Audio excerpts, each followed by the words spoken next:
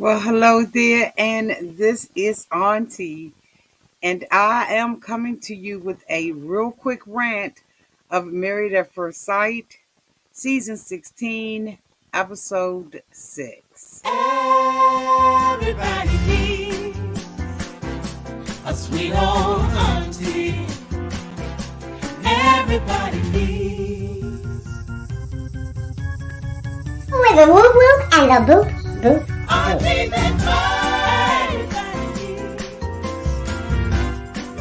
needs. You can make this up.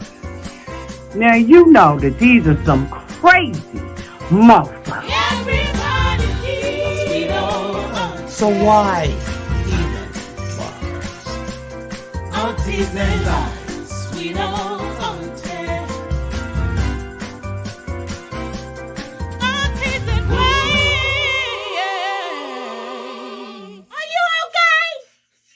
Are you okay? Well, welcome back, everybody, and this is Auntie. If this is your first time being here, please like, comment, and absolutely subscribe to my channel. And to all of my new subscribers, thank you all so much for hitting that subscribe button and joining this family. And to all of my nieces, nephews, and my members who have been here with me for the long haul, thank you all so much for your continued support. If I had to rate this episode of Married at First Sight, Season 16, Episode 6, I will rate this episode a D. Let me know down in the description box what you would rate this episode of Married at First Sight. We're going to get into this rant and then we're going to get out of here. We're going to try to have this thing done, this fool-la-la done in 15 minutes. No more than 20. Okay, so we're going to quickly go through these mofos because I thought that this episode was absolutely ridiculous. When it comes down to the two of them, MacKinley and Domynique, it's over, boo. She is not attracted to him.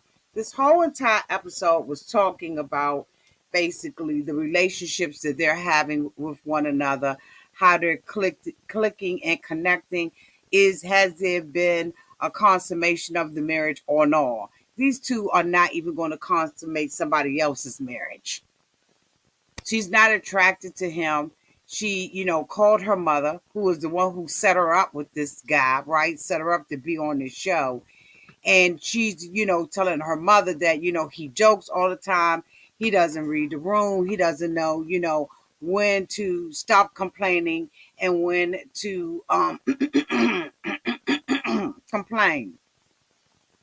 I don't care what he does. I don't care what he says. She is not going to like him. She is not attracted to him. So when you're not attracted to someone, when they say, I don't want to do X, Y, and Z, then that when for you it's going to be complaining. It's just him, not really being. He's an introverted person, and it's just him not being used to doing certain things, and so he expresses those things to her. He doesn't really know her. She doesn't really know him. So he doesn't know when to joke and when not to joke. And here's the key thing about that I have learned over my life being an old woman. Until you know who someone is and you know what they're about, you know their ins and their outs, don't joke. Leave the jokes to relationships that you have been in for quite some time and you know what you can and you cannot joke about. You know their sense of humor and all that. We have two guys this season who don't know when to quit, and that's Shaquille and MacKinley. Cut it out. Just be who you are without all the jokes and all of that kind of stuff. Stop walking on eggshells and worrying about what somebody thinks about you, like right up front. You all are married. Be who you are. He, hasn't, they were going horseback riding and they've done a couple of activities because that's what, the show wants them to do. And he's been uncomfortable with a lot of it. And instead of him expressing that, he on joke time. Don't nobody got time for joke time with somebody that they don't know and someone that you're trying to get to know. But she is very critical of him because she's not attracted to him. She says that the two of them have just been pecking and, having like, little cuddle sessions here and there. But there's nothing really that is, that she finds attracted to him because she's so sick of him complaining about things. Whatever. It's just whatever.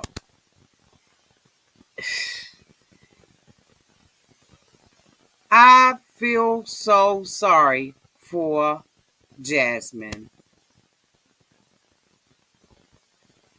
because this man, Arris, is trying to be on his best behavior. He is on a honeymoon. He's not saying what it is and what it's not, but she's feeling it. And she knows that this relationship is not viable. She feels that her husband is not into her, but she is catering to him like a king. And she is getting on my muck and nerves. This man does not even want her to touch him. He says that she wants to be intimate with her husband. First of all, he said that she sees him as a 12. On a scale from 1 to 10, she sees him as a 12. But he sees her as a 4. And I think when he said that he saw her or see her as a 4, he's being generous. He said that he liked the women with the big butt and he cannot lie. He needs a Megan Stallion. He needs a Beyonce. He needs somebody that got some Irish. And she doesn't have it. And he's wondering why, since she was such a beauty queen and she was in pageants, why he doesn't see that beauty. Now, he said that she's beautiful, but he means beautiful for someone else, not for him. She is now acting strange and deranged because she found out during last episode that he has never been in love. And he's 32, 39, whatever he is. So she's now wondering, okay, do I have what it takes for him to break that cycle of not ever having been in love? So now she feels pressure, or she's putting pressure on herself to be the end all, to be all. And honey, I'm just saying, you already know that this man has not been attracted to you off the cameras. But yet and still, y'all go and get a massage that people have already massaged him and you touching him. You can walk butt a ball in front of him and he wouldn't touch you. He was delighted that you had the lingerie on the first night, but a man who's attracted to you will get past that lingerie. It's just decorations, honey. It's a bow on the top of a gift. It's the wrapping on top of a package, a gift. So if they're not going in and they're not tearing the bow off and tearing the wrapper off to see what is in the package, it's a done deal, boo. But she knows that because she has done everything possible without crossing a line to let him know, I'm ready. Now, y'all can disagree with me if y'all want to down in the comments section, the replay gang. Y'all can do what y'all want, but I'm telling you right now, honey, she's a Christmas gift that's getting regifted. He's not attracted to her. And instead of him telling her, he is leading her on to believe that when he says that she's beautiful, that he's attracted to her. And when he sat down with the fellas, he straight told him, man, she like a 4. And it was so amazing because the guys was looking like, what in the foolishness? Because they see a beautiful woman. And Jasmine is a beautiful woman. But honey, I don't know who told her who told her that she has to cater to him the way that she is, and catering to him is going to make him want to be with her. She's ready. She's letting him know in every way. And he is like, I don't want her that way. We see in the preview from next episode that he tells her basically, you in the friend zone with me. And I know that hurt her. She's a nice little Christian girl. She got, good family ties and all of that, but she's not doing it for him. And I don't know if it's her, her teeth down at the bottom. I mean, I don't have perfect teeth, but there is something going on with the bite of it all. I don't know what it is, and he doesn't either. He just knows that he's not.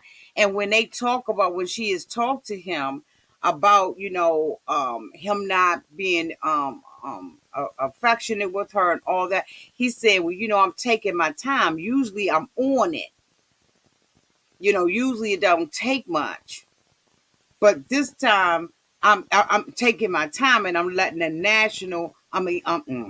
natural progression. That's some bullshit. They're saying, I am not attracted to you. I don't see you like that, and I don't want to be with you like that. I like a woman who's heavier than you. I'm a butt man, and you don't have any butt. These guys are going to tear, in my opinion, these women self-esteem down to the ground, because they are mismatched like a mother. They're mismatched. Ain't nothing going on. And she seems depressed almost. And when she started talking about love and that she falls in love quickly, and because he hasn't been affectionate with her, and she found out that he, hasn't been in love, she don't know whether or not to withhold herself from him. She doesn't know how far to go and how vulnerable to be. Zero. Not a zilch. What part of that don't you understand? But when he tells her that he in it with her and he's ready to do the process, she lets her guard down. That reassured me. You don't need no reassurance from this man to know that he's not attracted to you like that, boogie boo boo boo. He's not. And when he said that she sees him as a 12, no, I think she sees you as a 100. She is totally smitten by him. She thinks that he is attractive. And I hope she don't sleep with him. But she is. Because she is one of those type of women, in my opinion, that needs sex to validate the relationship. Girl, you better grow up, and you better grow up quickly. You better grow up quickly. Because that ain't it, Bookie. That's not it. The two of them are trauma bonding.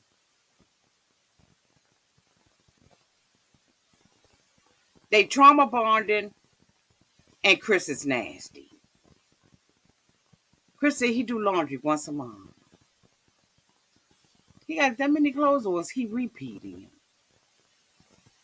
He said that he has his pet peeve is dishes in the sink.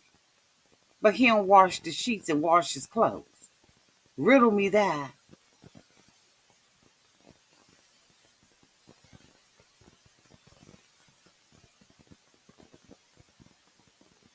They are trauma bonding. Every time they are talking with one another, they are going back and talking about their past relationships and all the trauma that they have been through in their past relationship. I would be running if I met a man and all he is talking about is his past girlfriends and past relationships. Now, I know that this is an 8-week experience and they have to accelerate everything, but that's too much acceleration. Put the brakes on for me. You moving too fast, and I don't want to hear that bull. I just don't want to hear it. I don't want to hear it. They're trauma bonding. They are trauma bonding, and they have been doing this from episode 1. Let's go to the next couple, because our time about to be up. I ain't spending a whole bunch of time out here. Kirsten thinks she better than Shaquille. She thinks she all that in the bag of chips and that she regulates the conversation. She is so phony to me. It's unbelievable. She has the nerve to get mad at Clint for what Clint said when she sat there and told everybody that she wasn't attracted to him because of his bald head, but his personality. Don't nobody fall in love with no personality. That's not the whole kit and caboodle. It's got to be the package. She said, attraction comes over time. No, it doesn't. It only comes over time at Married at First Sight. Now, there have been people who have known people, they've been friends and stuff like that, and they ain't paying the person no mind, and then they see him and they look at him from a different vision, right? But you don't have the time to do that. You just been knowing them. And then you was fake and phony and acting as if when you went to to class with him that you was happy to be there. Girl, bye. And then she tells him that he jokes around too much, but then can't tell him how and why and how to remedy that. He said, first of all, you didn't like me. You told me you wasn't attracted to me. Then you told me that I joke too much. What is it about me that you do like? And then she's deflecting and going into a whole bunch of other crap instead of just saying, this is what I like about you. There is nothing that you like about him. You act like you doing him a favor being with him, Kirsten. And it's so sad to see because you really sound ignorant, in my opinion. Because unless unless the criticism is constructive, don't nobody want to be criticized like that. It has to be constructive criticism. Tell him what he's doing and how to remedy that. You tell him that you don't like him joking. He like, okay, so how do I fix it? Well, it depends on the situation. No, tell me when I can and can't joke with you. Is it in the morning before you have your coffee, bitch? Is it afterwards? Like, when is it? But then he sat there and said that she's not vulnerable to the guys, and I thought that was a little bit unfair. She's just not attracted to you, so she's not letting her guard down. But I would not want no big old grown man to be joking with me all the time. So there's a way, I think there's a way that she talks to him. It's like she talks down to him. She says that he talks at her, but in my opinion, she talks down to Shaquille. But this is what you put on your list and said that you wanted. This is probably the closest thing you're going to get to it. But it's just the way that she interacts. What I didn't like that Shaquille did was when he came and told her what happened in the lounge as far as Arris was concerned with Jasmine. That's Arris' responsibility to have that conversation with Jasmine. Whether it's right, wrong, or indifferent, whether we think that he should do it now and not later, it wasn't his job to tell Kirsten because he know Kirsten going to go back and tell Jasmine, and that's really going to hurt Jasmine because Jasmine's not going to have the contacts. She's not going to have the full story about why he said this and why he feels that way because she's going to take her ass back and say something to her about it. And so it was unfair for him to even share that information. Yes, Stacy. Yes, Stacy. She's absolutely passive aggressive. And it's just, grow up. You are not better than anybody else, Kirsten. You just really not. And you're not coming off, and you can tell that we're getting the nastiness, the bitterness, the sarcasm, the narcissism out of you in sips. You are trying to manage how you're coming off on the camera, but you're not doing a good job. Your slip is showing, Kirsten. You are a nasty girl, in my opinion. Very nasty and passive aggressive. Say what you mean and mean what you say. because there are thousands, as a matter of fact, millions of women who are absolutely more accomplished than you are, but they are generous, they are kind, they are caring and compassionate, they are intelligent, and they know how to communicate without deflecting and being passive aggressive. Let me go to the next bitch, because she sure enough is a Gina. You can ditch it, but you can't take it. You started this with Clint. Clint doesn't have a filter. No, he should not have said what he said in front of everybody. But guess what? You started the battle and he won the war. You sit there and call somebody out by the color of their hair. And then you say that the reason why you did it and the reason why you have a right to do it is because you are a beautician. Well, let me tell you something. It's not appropriate. So what would you call me if I came into your shop? You threw the first blow. And now when he says what he likes, since they said you brought the conversation up. Everybody said you brought the conversation up. And so there's a war between the two of you all, and everybody else is a casualty. And they're all offended about what happened, but don't know the context of it. And then, and they're all feeling embarrassed when most of them are treating their partners like right, Domynique? Aren't you treating MacKinley like, aren't y'all telling y'all business? Didn't Kirsten sit up there and say that she didn't like the man because he was bald-headed? So when he come out there and he throw his dagger back, now you can't take it and you embarrassed and you can't even hardly look at him? Well, bitch, you talking about somebody and judging them based on their hair color. And you don't think it's anything wrong with it, but he's supposed to think it's something wrong. And then you're going to try to take the whole crew where everybody was mad. I don't give a fuck. You threw the first blow. You can't tell me how to fight. You're not allowed to do that. And I know some people are going to disagree. It is what it is. This is my opinion. You got yours. Please feel free to put it down in the comment section. But you can't tell me how to fight. And you don't know the tossing and the turning that he did. And just because he's a man, don't mean that he's affected by it. What would you call me if I sat in your chair? I don't like people with black hair.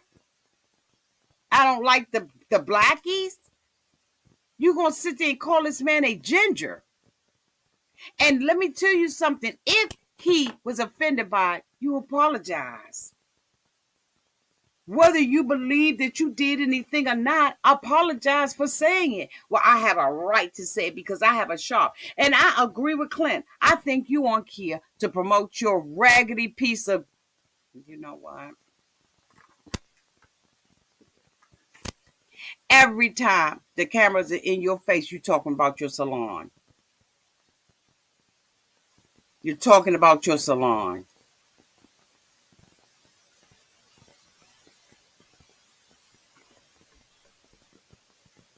What's your motive for really being on this show?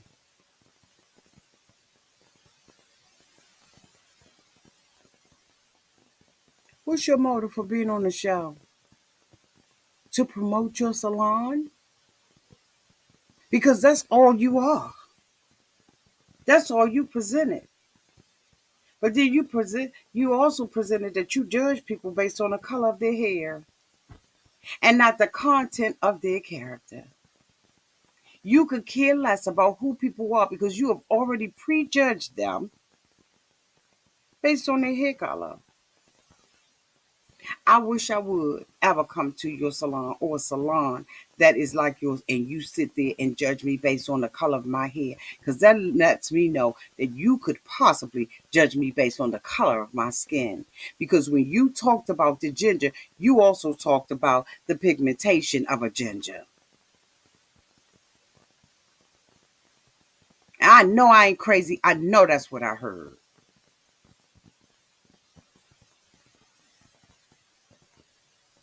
And you have got to be knocked out gorgeous in order to judge somebody. Because when I'm looking at this picture, your hair is just as red as his. Are you mad? You mad, sis? What is it? Did a ginger take your man? And what is a ginger? So that's how I come in the box? And that's how girl, you got a lot to learn. You have a lot to learn. But one thing you need to learn, that if you ditch it, you have to be able to take it. And it appears that you don't know how to do that. And now you offended it and you're making it about everybody else. And so is everybody else making it about everybody else. If you got a natural body, whether it's big, fat, skinny, or whatever, you have to understand that it's not going to be attractive to everyone else. It's okay. I got a big butt. Some people don't like big butts. But the people who like big butts love big butts. And I'm okay with not being everybody's cup of tea. That's life. And the older you get, the more you realize.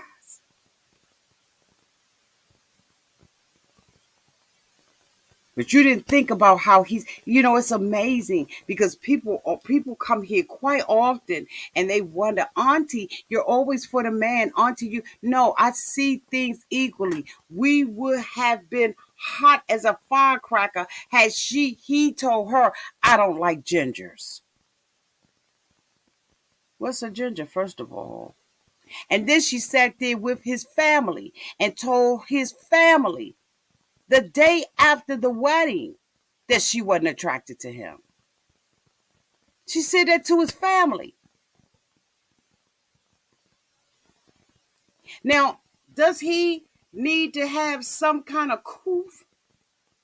Does he need to learn how to censor what he says? Absolutely. He apologized to the women. He didn't mean it for them. And why would I get offended because he talking about somebody? Boo, my butt big, whatever. I ain't athletic. I ain't never been athletic. I ain't never gonna be athletic. And it is what it is. That ain't gonna offend me. It is what it is. It is what it is. But this offense and oh my God, I can't believe. And then Keisha Knight Pullen will sit her ass on the show and act like she don't understand, but let somebody judge her by the color of her hair. Let somebody put her in a box according to the color of her hair or her skin. And she gonna have a whole ass problem, but she sits out there and tries to defend and tries to make Clint feel like she meant to. Keisha, sit down, boo. It's a bigger picture. It's a bigger picture.